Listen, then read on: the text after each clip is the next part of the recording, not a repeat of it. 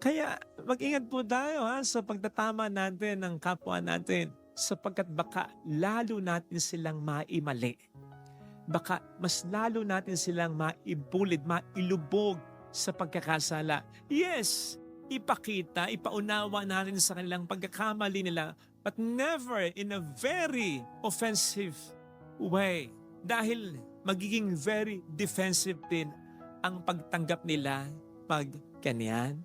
Tulungan po natin silang ma-realize o makita pa rin ang buti nila upang yon ang siyang makatulong natin para kumontra sa masamang ginagawa nila.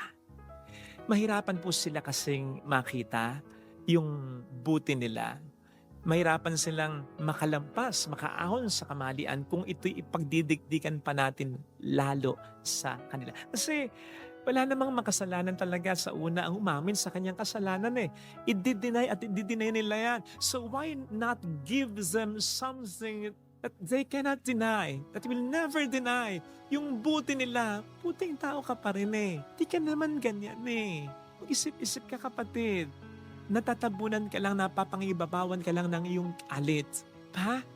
Kung yun ay mapapalutang natin sa kanila, yun ang siyang pinakakokontra